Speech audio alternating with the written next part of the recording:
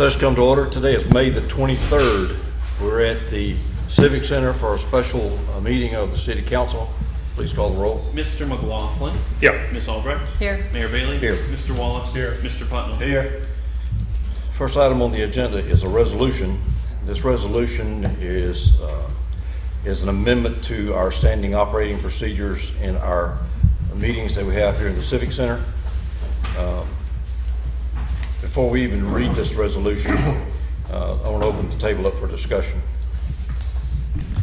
If you're opening the table up, I'll start from my side. I've had a couple of people call. They are not in favor of it. In general, I can understand it from my point of view. We frequently, sorry, am I not getting across? I put it in front of me. In general, I am in favor of it, of 2 meetings if we could, because frequently I know we do talk about everything, and our citizens most of the time in 2 meetings have the ability to speak and get across to us what their feelings are. But there are also times that the issue is such that we need to go to that 3rd meeting from time to time. And frankly, I would like to see all 3 meetings to stay on the calendar. Instead of naming it a workshop, we could have a monthly meeting, 2 regular council meetings, and have the 2nd meeting, the one at the end of the month, utilized for a workshop and putting together, if we've gotten through everything, what the agenda will be for the monthly meeting. And then if nothing comes up, that 3rd meeting can be canceled the Thursday where we would normally have to have all items in. But it would give us the opportunity, having that on the calendar as a meeting, to utilize it if we needed to go to a 3rd meeting, but also would give us the opportunity of a known time and day for a month of having a special meeting. We wouldn't have to say, okay, who's going to be out of town? You know, all of us, even though we could be out of town, would know there's a possibility. It would give us the ability, again, if we didn't cover all items on the last Tuesday, or pardon me, 4th Tuesday of the month that needed to be covered, we could use it as a regular meeting, workshop meeting. But also, if we ran into an issue that needed a town hall meeting, again, we wouldn't have to really search around in a difficult manner looking for a time and date, because we would already have that council meeting scheduled that could be turned to a town hall meeting. So in principle, yeah, I think we could do 2 meetings and cover everything, but I still would like to have all 3 meetings on our calendar in case we need them. Worst case scenario would be that if we found out we really needed 3 meetings to get all the business done, we wouldn't have to go through rearranging again because it's there. So I would recommend keeping all 3 meetings. I would recommend that, yes, we attempt to see how it would go using 2 meetings to do the workshop, the monthly meeting, and schedule, for the next monthly meeting. Mr. Putnam. I agree. I mean, I've had a lot of people, not a lot, but people respond to me, and they're in favor of keeping the meeting. I see advantages like this. They just leave it on the docket. If we don't need it, then we can just not have the meeting. How do you cancel the meeting and let everybody know? When we send out on Thursday the agenda, or we normally would on Thursday agenda, just send an email out saying the meeting would not happen. Or potentially, if the last Tuesday of the month we come to the end of the meeting and we know we're not going to need the 3rd meeting, we can cancel it at that point in time. It's not that hard. Any more? Ms. Albrecht. I understand why the idea of cutting back to 2 meetings, and I am sure we could get all of our work done in those 2 meetings. My concern would be allowing the citizens to voice their concerns or their thoughts during those. I can remember years ago when I first moved down here, my husband and I started to come to the meetings because we were interested in the city. We were the only two people at the council and at planning and zoning. And I remember one council meeting, one of the council members said, "Can I help you?" And my husband's comment was, "We just want to see what's going on in the city." I think it's great that there are people that really do want to know what's going on in the city. Yes, they can watch TV, but for some, it's better to have it face to face. So that would be a concern. The other is, right now, we televise the voting meeting. So if we went to 2 meetings where we voted at both meetings, and I don't have a problem voting at any of the meetings, but if we definitely said we would be voting at both meetings, would we televise both of those meetings? Or would one still just be televised? Those are my thoughts. Mr. Wallace? Guess I'm the only Republican here, so I don't like that many meetings. I can't see, the problem right now with the pre-agenda meeting, which is held the first Tuesday, and then the regular meeting, we're calling regular meeting, I don't know what we're calling it. I'm kind of confused. What do we call it, the second meeting? Regular meeting. Then the staff has 4 or 5 days to gather things if we as a council or the attorney or anyone else has things to bring up that were discussed at the pre-agenda meeting. One reason I like the idea of having a regular meeting on the second Tuesday and the workshop pre-agenda meeting combination on the next to the last Tuesday of the month, that gives the staff an extra week and so many more days and weekends to gather up the information that may be necessary. This doesn't happen very often, but sometimes it does, and then that information is given to the council like the day before the meeting. So we need some time to look over it too. So that's one side of the thing. And the other side of the thing is a lot of the pre-agenda meetings, we usually get 3 or 4 people here. And most of the time it's the same 3 or 4 people, which is okay. Don't have any problem with that. But as far as the masses turning out for meetings, we don't usually have that going unless there's some hot button on the agenda. So that's why I'm for 2 meetings. So you're saying that the first meeting, the regular meeting, would just be like a voting meeting. The second meeting would be considered a meeting and workshop combined? Well, yeah, I don't want it to limit the citizens for their comments at all. You know, I don't see why we'd have to do that if we eliminate the pre-agenda meeting. And then the second meeting can be the pre-agenda meeting for the next month. And once you get into that routine, it pretty much working the way it's always worked. Okay, I'd like to stop discussion at this point. Just a minor way in. We are required by charter to have a meeting the second Tuesday of every month. That is called the regular meeting. Right now, our resolution, our operating procedure said we have 2 workshops. We call them workshops.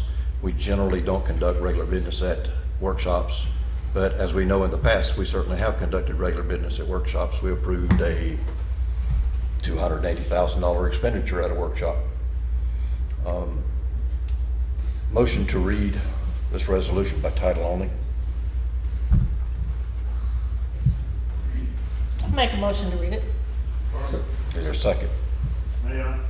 One moment. Is there a second to read this motion? Second. Okay. Please read this resolution by title only. Resolution 2017-07, a resolution relating to the procedure, agendas, agenda deadlines, order of business, authority to place items on agenda, conduct of meetings, minutes, and related matters pertaining to workshops, regular and special meetings of the City Council, providing for severability and reciting an effective date. Okay, again, the only change to this is taking the 2 workshops and basically deleting them and making the second and 4th Tuesdays of the month regular meetings, where all business would be taken care of. Are there comments from the floor?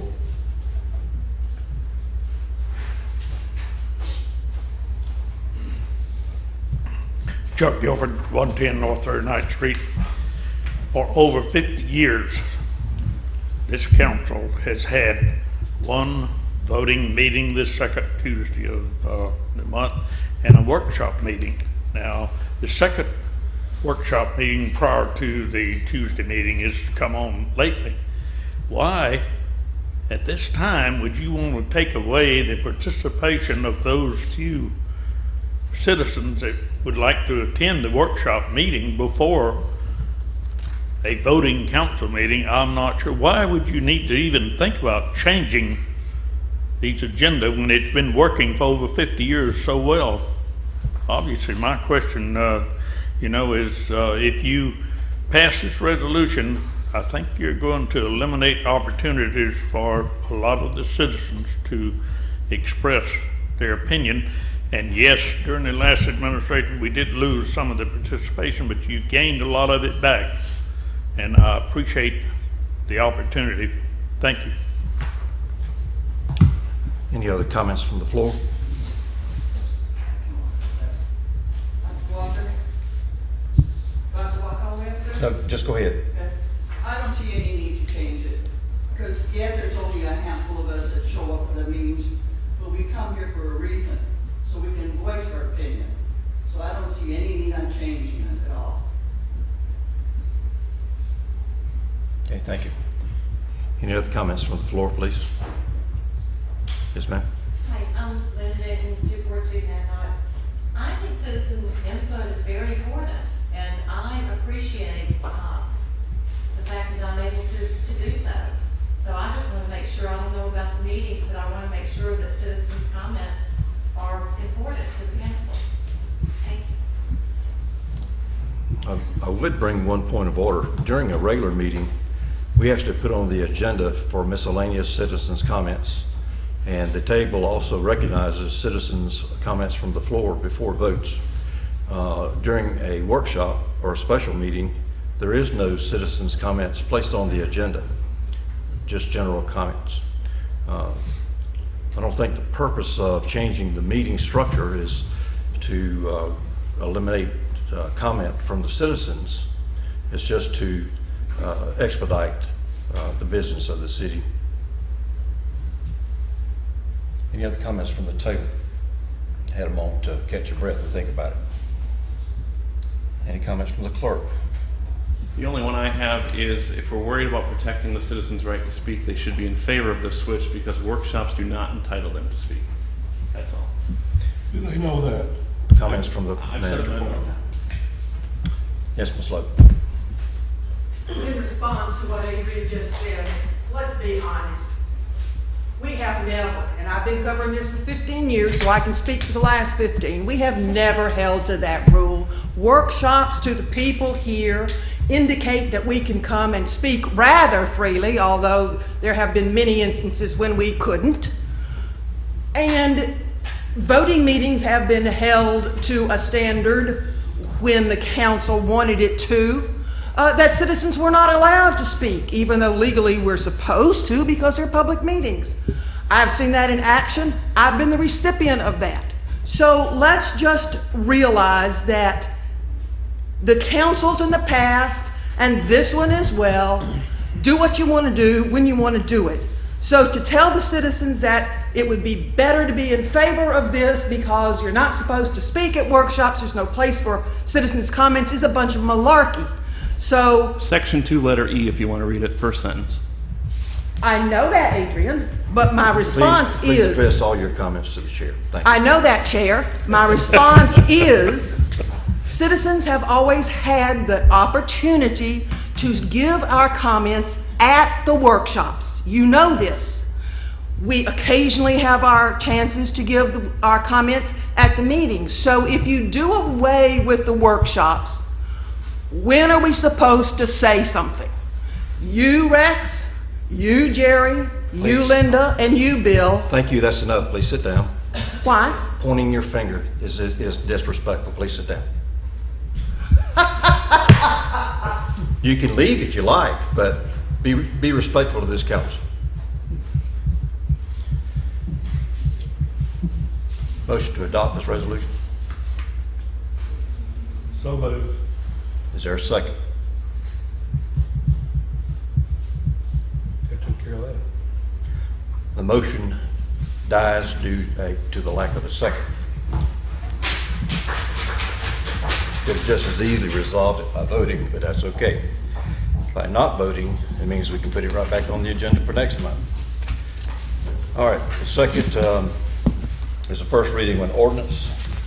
This has to do with a moratorium on beach businesses. As we all know, of late, there's been a lot of scrutiny about how our regulations are written, and how we enforce our regulations. On the advice of council, we need a period that we can take time to look at all these regulations and write the business aspects of these regulations. Since this is my last council meeting, I highly recommend that you look at Panama City's 64-page document they already have on regulating beach businesses. You've already actually gotten it before. It's not real fun reading, but it covers a little of everything. Motion to read 667 by title only. So move. A second. Second. Please read ordinance 667 by title only.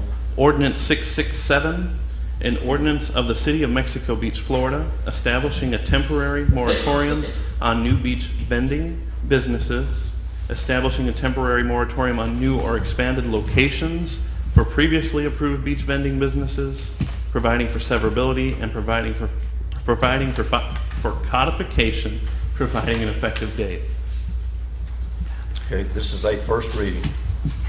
There will be time to contact your council members in the next 2 weeks, and it will be brought before the council again on the first Tuesday in June.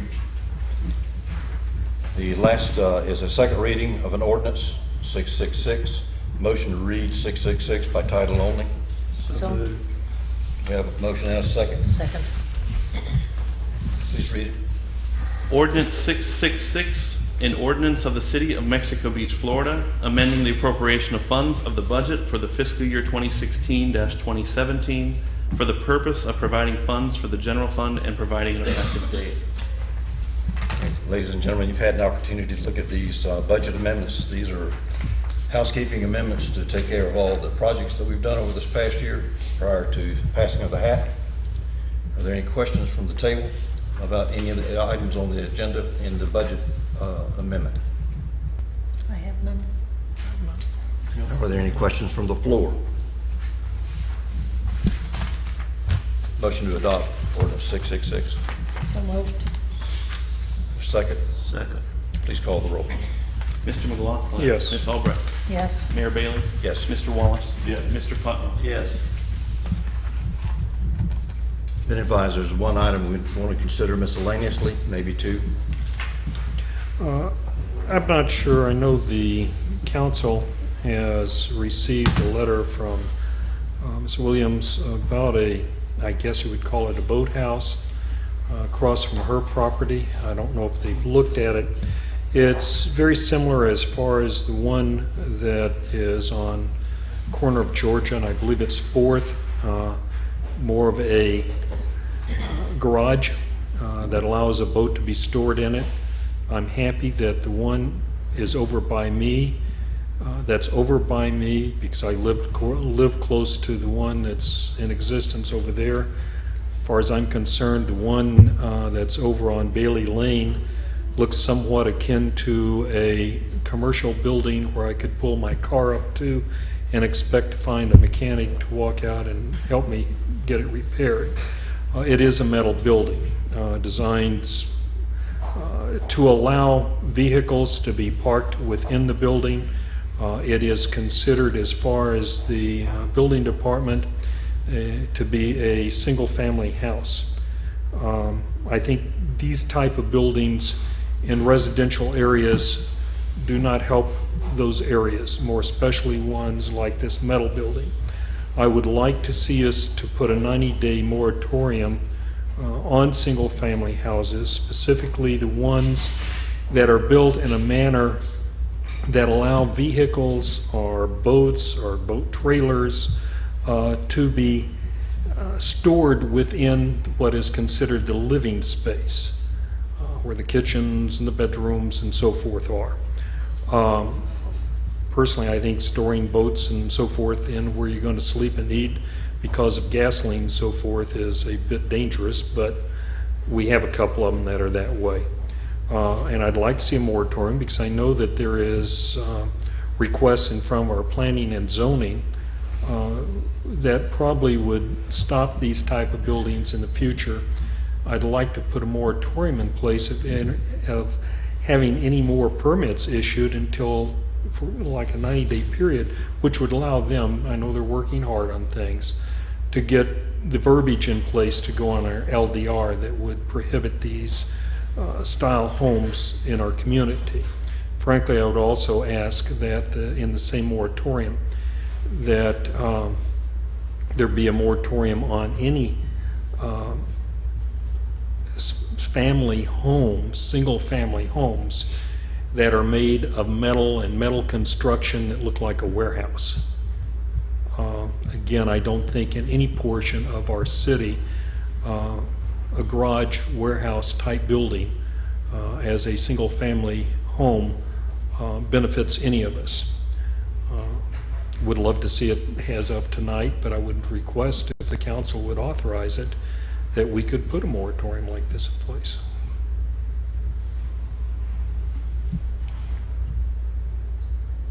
I agree, 100%. Can we do that tonight, or do we need to? Oh, we don't have a moratorium written Right. that defines the Can we requirements. ask the building department, can we get Mel to, in essence, write us so we can start it, and ask the building department to stop? I think we should ask the building department why they consider this a house. It's certainly a commercial building. It's not a house. It has no characteristics of a house. It is not a house. They shouldn't have issued a permit. I stand opposed to what they say. It's just not right. It's not a house. It is a commercial building. It's exactly what Mr. Cathy's building across the street. It is not for a living house. And that's on a How they commercial issued lot. How they issued a house permit, I don't know. That's got to stop. Well, the indication when I talked to them today was that there's evidently nothing in the state ordinance or state laws that says a single-family residence can't be made a metal building such as they're using, nor is there anything in our ordinance that says you can't have that. That's planning and zoning to set the code straight. Yep. And the builder did, from what I talked to Royce, did bring out all the blueprints, all the architectural plans that showed where the bathroom, the kitchen, and everything was laid out. So according to the building department, they checked off the boxes. The that thing- This was their house. Pardon me, the thing is, though, I happen to have a copy of that. Yeah. Usually when we have a house done, the house is an engineered drawing or an architectural drawing. And I question this. This is not. This was drawn, the plan, interior plan, was evidently drawn by the owner. It was not an engineering drawing, which I find a little interesting, but they say they only have to have an engineering problem, drawing for the outside, not necessarily in the interior. I think that's kind of bad because I can draw up anything, and as long as I've got the enough room between the toilet and the wall and things like this, then I guess it would be approved. But I find that these, I don't think they're a benefit to us. Now, it's planning and zoning working on house size, lot size, and building standards.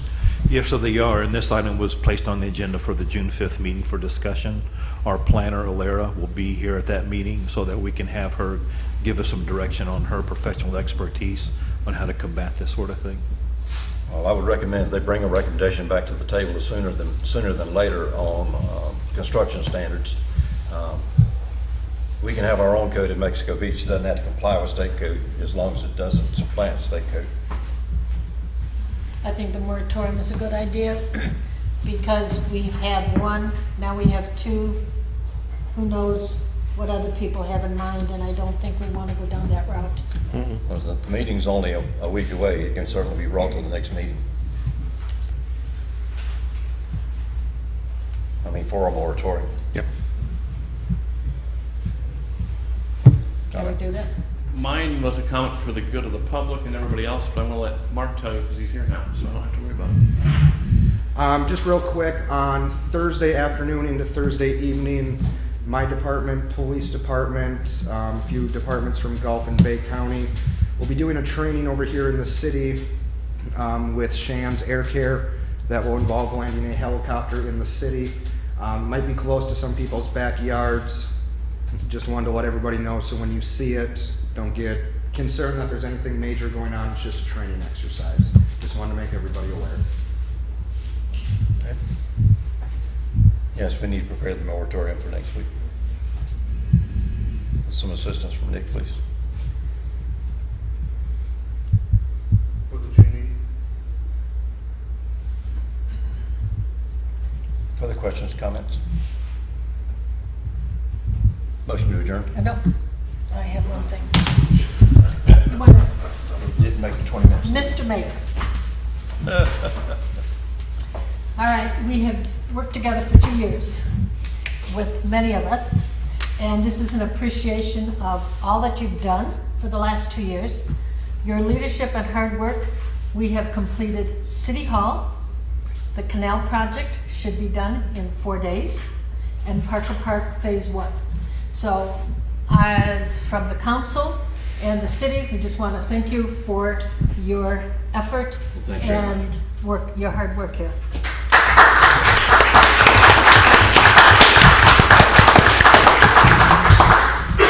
It's been fun.